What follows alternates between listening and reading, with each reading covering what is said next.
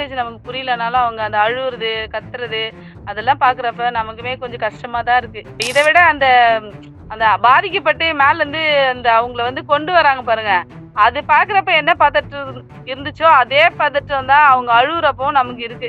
நடந்த பிறகு ஸ்டெப் எடுக்கிறத விட, முன்கூட்டியே வந்து இந்த மாரியான அசம்பாவிதங்கள் நடக்காம இருக்கிறதுக்கு பார்க்கணும். நெறைய ஃபேக்ட்ரில வந்து அம்மோனியம் பயன்படுத்துறதா ஒரு தகவல் வருது. அம்மோனியம் பயன்படுத்துற எல்லா ஃபேக்ட்ரிலயுமே வந்து கசியறதுக்கான வாய்ப்பு இருக்கா? விபத்து நடக்கிறதுக்கான ஏதாவது அறிகுறிகள் தெரியுதா? அத தினமும் ஆய்வு பண்ணதுக்கான வேலைய வந்து இந்த அரசு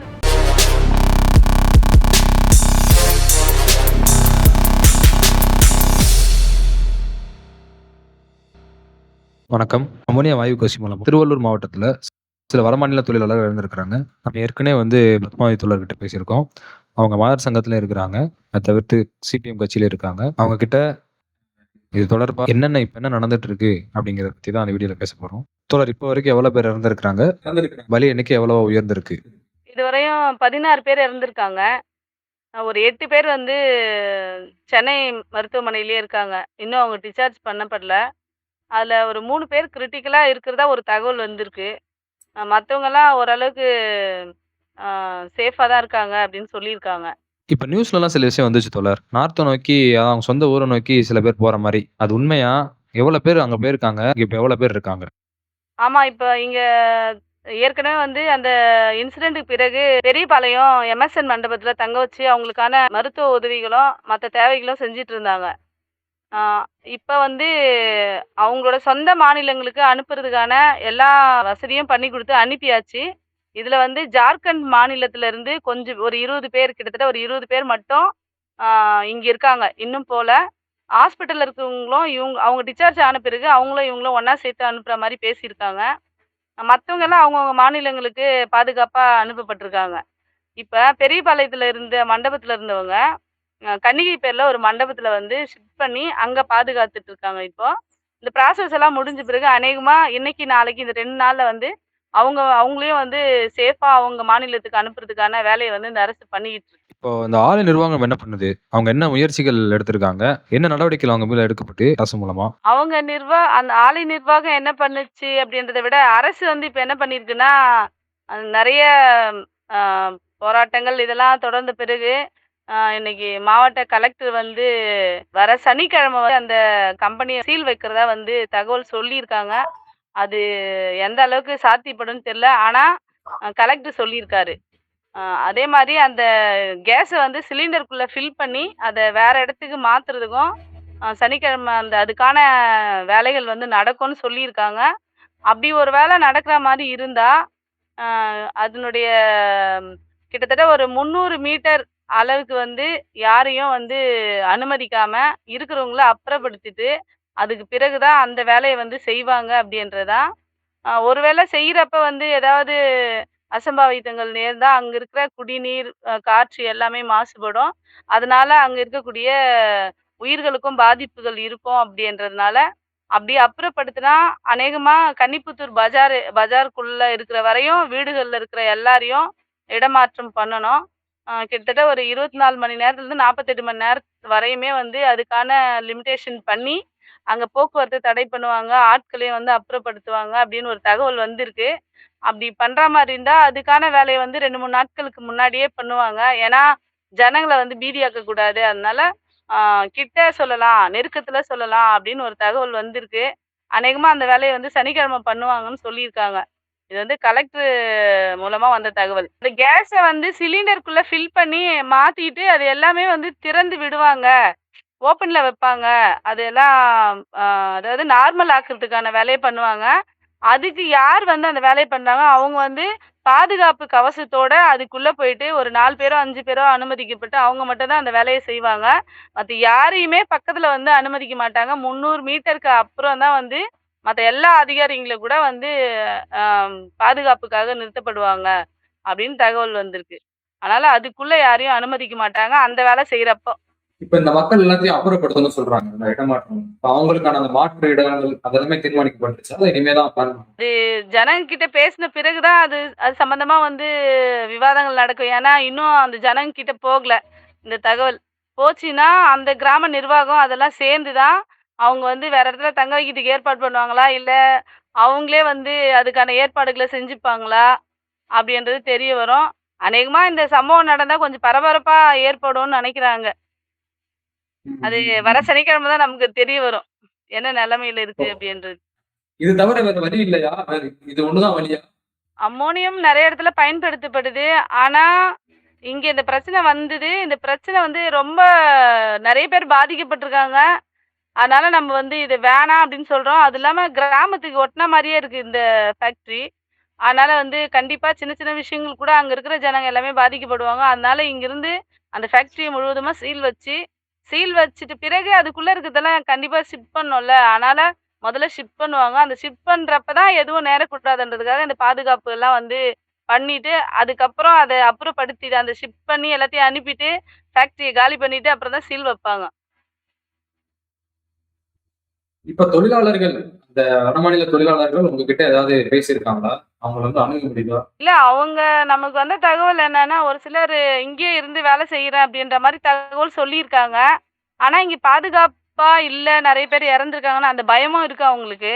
அதனால வந்து அரசு நிர்வாகம் என்ன சொல்லுதோ அத ஏத்துக்கிட்டு, அவங்க வந்து அவங்கவங்க மாநிலங்களுக்கு பாதுகாப்பா போயிட்டாங்க. இப்ப இருக்கிறவங்களும் 2 நாள்ல வந்து அந்த அவங்கள அனுப்புறதுக்கான அந்த ப்ராசஸ்ல இருக்காங்க. அந்த ப்ராசஸ் முடிஞ்சுச்சுன்னா, அவங்க சேஃப்டியா வந்து அவங்க மாநிலத்துக்கு அனுப்பிருவாங்க.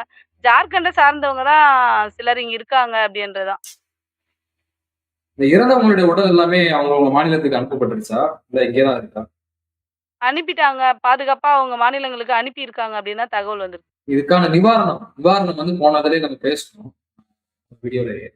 இந்த நிவாரணம் பத்தி என்ன சொல்றீங்க? நிவாரணத்த வந்து கூட்டுறதா சொல்லியிருக்காங்களா? இல்லாட்டி அப்படியே தான் அந்த ட்ரெஸ்ல தான் இருக்காங்க? அது சம்மந்தமா மாவட்ட நிர்வாகம் இதுவரையும் எதுவும் வாய் திறந்து எதுவுமே சொல்லவே இல்ல. ஆனா நம்ம வச்சிருக்கோம் கோரிக்கை. 25,00,000 குடுக்கணும்னு சொல்லியிருக்கோம். இறந்த ஒரு நபருக்கு 25,00,000 குடுங்க. அதான் சரியா இருக்கும்னு சொல்லியிருக்கோம். அவங்களோட அவங்க ஒரு குடும்பங்கள் 2 எதுவும் இங்க லட்சம் வந்துச்சா? அவங்க இங்க வரல. ஆனா நம்ம மீடியாக்கள்ல பார்க்குறப்ப ரொம்ப கதறி அழுவுறாங்க. அவங்க அவங்க வீடுகள்லயே வந்து ஆம் பயங்கரமா அத சொல்லி அழுவுற காட்சிகள்லாம் நம்ம பார்க்குறோம். லாங்குவேஜ் நமக்கு புரியலனாலும் அவங்க அந்த அழுவுறது, கத்துறது அதெல்லாம் பார்க்குறப்ப நமக்குமே கொஞ்சம் கஷ்டமா தான் இருக்கு. அப்புறம் அந்த நம்ம இத விட அந்த அந்த பாதிக்கப்பட்டு மேலருந்து அந்த அவங்கள வந்து கொண்டு வராங்க பாருங்க. அது பார்க்குறப்ப என்ன பதற்றம் இருந்துச்சோ, அதே பதற்றம் தான் அவங்க அழுவுறப்பவும் நமக்கு இருக்கு. ஏன்னா வேலைக்கு போனவங்க இறந்துட்டாங்கன்றப்போ ரொம்ப பரிதவிப்போட இருக்காங்க இல்லைங்களா? அது பார்க்கறதுக்கு நமக்குமே கஷ்டமா இருந்தது. நியூஸ்லலாம் போட்டிருந்தாங்க. இந்த நிறுவனம் வந்து இத்தன பேர வேலைக்கு அமர்த்தியிருக்கிறதுக்கு முறையான ஆவணங்கள்லாம் வச்சிருக்கா? அவங்களுக்கான சரியான ஒர்க்கர்ஸ்க்கான ரைட்ஸ் எல்லாமே கடைபிடிக்கப்பட்டுச்சா? அத பத்தின இன்வெஸ்டிகேஷன்ல ஏதாவது போகுதா? இன்வெஸ்டிகேஷன் பண்ணிட்டு இருக்காங்க. பட் அதுக்கான எதுவும் இவங்க கிட்ட ஆவணங்கள் இல்ல அப்படின்றதுனால தான் இவ சீல் வைக்கிறாங்க. இருந்தா ஏன் சீல் வைக்க போறாங்க? அப்ப சீல் வைக்கிறது கிட்டத்தட்ட உறுதியாயிருக்கு. அப்படிதான் மாவட்ட ஆட்சியர் சொல்லியிருக்காரு. சனிக்கிழமை சீல் வைக்கிறதா சொல்லியிருக்காங்க. அதுக்கான பாதுகாப்பு ஏற்பாடுகள் முடிஞ்சிருச்சுன்னா, அவங்க சொன்ன மாரி செய்வாங்க அப்படின்னு தான் நெனைக்கிறோம். அந்த பாதுகாப்பு ஏற்பாடுகள் என்னையிலருந்து ஆரம்பிப்பாங்கன்னு நமக்கு தெரியல. அது சனிக்கிழமை பண்றாங்கன்னா, எப்படியும் பிஃபோரா 2 நாளுக்கு முன்னாடி பண்ணுவாங்க அப்படின்றது தான். ஆம் பார்க்கலாம். நாளை மறுநாள் தெரியும். சரி, இந்த ஆலை நிர்வாகத்தின் தரப்புல இருந்து வந்து ஏதாவது காம்ப்ரமைஸ் பண்றது, பணம் செட்டில்மென்ட் பண்றது, அல்லது வந்து இது சார்பா வந்து போராட்டங்கள் எழுப்புறவங்கள வந்து மிரட்டுறது, இப்படி ஏதாவது பண்றாங்களா? இதுவரையும் அந்த மாரி எதுவும் தகவல் வரல.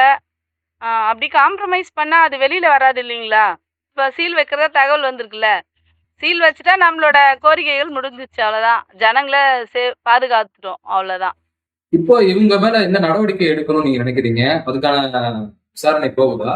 அதே மாதிரி இந்த ஆலை வந்து அனுமதிச்சு அதிகாரிகள், அமைச்சர்கள் இவங்க மேல என்ன என்ன நடவடிக்கை எடுக்கணும்? அத நம்ம முதல்ல பேசுறப்போ ஆரம்பத்திலேயே அதான் சொன்னோம். இந்த மாரி ஒரு பாதுகாப்பு இல்லாம தொழிலாளர்கள இவ்ளோ வதை செஞ்சு, அ வேலைய அவங்களோட உழைப்ப வந்து சுரண்ட்ற இந்த தொழில் அதிகாரிகள், அமைச்சர்கள், அ பிளஸ் இவங்கள வேல வாங்குற சூப்பர்வைசர் உட்பட எல்லாரையுமே வந்து இந்த அரசு வந்து அவங்கள கண்டிக்க வேண்டியது அவசியம். அதே மாதிரி அந்த தொழில்துறை அதிகாரிகள் வந்து இனி இந்த மாரி நடக்காம பார்த்துக்கணும். நடந்தத ஒட்டி 2 பேர கைது பண்ணியிருக்காங்க இந்த ஃபேக்ட்ரில. ஆ மேலாளரையும், அதனுடைய உரிமையாளரையும். என்ன சட்டதிட்டங்களுக்கு உட்பட்டு அவங்களுக்கு கண்டிக்கணுமோ, அதுக்கான தண்டனைகள் வழங்கி கண்டிக்கணும். அதோட பாதிக்கப்பட்டவங்களுக்கு அது அந்த ஃபேக்டரி சார்பாவும் வந்து ஏதாவது நஷ்டஈடு வழங்கணும் அப்படின்றது. அரசு தரப்புலயும் வழங்கணும். ஃபேக்டரி சார்பாவும் அவங்க வழங்கணும்ன்றத நம்ம கேட்டுக்கலாம். அரசு ரொம்ப கவனம் செலுத்தணும் அப்படின்றதுதான். நடந்த பிறகு ஸ்டெப் எடுக்கிறத விட, முன்கூட்டியே வந்து இந்த மாரியான அசம்பாவிதங்கள் நடக்காம இருக்கிறதுக்கு பார்க்கணும். நெறைய ஃபேக்டரியில வந்து அம்மோனியம் பயன்படுத்துறதா ஒரு தகவல் வருது. அதனால அம்மோனியம் பயன்படுத்துற எல்லா ஃபேக்டரியிலயுமே வந்து கசியறதுக்கான வாய்ப்பு இருக்கா? விபத்து நடக்கிறதுக்கான ஏதாவது அறிகுறிகள் தெரியுதா? அத தினமும் ஆய்வு பண்ணதுக்கான வேலைய வந்து இந்த அரசு வந்து நிர்பந்திக்கணும். தினமும் வந்து ஆய்வு பண்ணீங்களா? அப்படின்றத வந்து கட்டாயப்படுத்தணும். அந்த ஆய்வு பண்றதுக்கு. கட்டாயப்படுத்தணும். அந்த அதிகாரிங்கள வந்து ஆ அது பாதுகாப்புக்கான என்னென்ன உபகரணங்கள் அங்க வச்சிருக்காங்க? அது பாதுகாப்புக்கு போதுமானதா? அந்த தொழிலாளர்கள் பாதிக்கப்படாத அளவுக்கு அது இருக்கா? அப்படின்றதெல்லாம் வந்து அந்த தொழில்துறை அதிகாரிகளும் அவங்களும் வந்து கவனிக்கணும் அப்படின்றது தான். ஏன்னா, இங்க தூங்கிக்கிட்டு இருந்தவங்களுக்கு பக்கத்திலேயே கேஸ் ஃபார்ம் ஆகக்கூடிய, பதப்படுத்தக்கூடிய அந்த பக்கத்துல தான் இவங்களோட படுக்கை அறை இருந்திருக்கு. அப்ப இப்ப லீக் ஆன உடனே கொஞ்சம் தூரமா இருந்திருந்தாங்கன்னா, இவங்களுக்கு இந்த அளவுக்கு பாதிப்பு வந்திருக்காது. இன்னைக்கு வந்து 16 பேர் இறந்திருக்க மாட்டாங்க. அந்த மாரி இப்ப மத்த ஃபேக்டரியில வந்து வச்சிருந்தா, அதுக்கு பக்கத்துல வந்து தொழிலாளர்கள் இருக்காங்களா? அப்படின்றதே கொஞ்சம் கவனிச்சு, தொழிலாளருக்கு அருகாமை இல்லாம, கொஞ்சம் தள்ளி இருக்கிற மாரி, அது மாரிலாம் பண்ணா அடுத்தடுத்த ஃபேக்டரிங்கள இது மாரி வராம கொஞ்சம் தடுக்கிறதுக்கு வாய்ப்பு இருக்கும். அதே மாதிரி லீக் ஆவறப்ப, அந்த லீக்கேஜால எவ்ளோ டிஸ்டன்ஸ்க்கு இருக்கிற மக்கள் வந்து பாதிக்கப்படுவாங்க. அப்ப அந்த டிஸ்டன்ஸ்க்கு நம்ம தள்ளி இந்த ஃபேக்டரிகள அமைக்கணும். அப்படின்றதையும் வந்து இந்த தொழில்துறை அதிகாரிகள், அமைச்சர்கள் இதுல கவனம் செலுத்தினா, இது மாரி திரும்பவும் திரும்பவும் வராம தடுக்கலாம் அப்படின்றது. அதுல கொஞ்சம் கவனம் செலுத்தணும் அவங்க. ம். இப்ப இந்த பிரச்சனை சார்பா ஏதாவது அரசியல் கட்சி இல்லாட்டி அரசியல் இயக்கங்கள் வந்து ஏதாவது போராட்டங்கள், ஆர்ப்பாட்டங்கள் ஏதாவது இயக்கங்கள் முன்னெடுத்து கம்யூனிஸ்ட் கட்சியிலிருந்து முன்னாள் மாநில செயலாளர் கே. பாலகிருஷ்ணன் அவங்க வந்து மாவட்ட ஆட்சியர் அலுவலகம் முன்னாடி வந்து ஒரு போராட்டத்த முன்னெடுத்தாங்க. ஆம். அதே மாதிரி தொழிற்சங்கம் வந்து அந்த கிராமத்துக்கு அந்த ஃபேக்டரிக்கு பக்கத்திலேயே ஒரு பெரிய ஆர்ப்பாட்டத்த பண்ணாங்க. அதே மாரி அஞ்சலி கூட்டங்கள் நடந்திருக்கு. நெறைய கோரிக்கைகள் வச்சிருக்கோம்.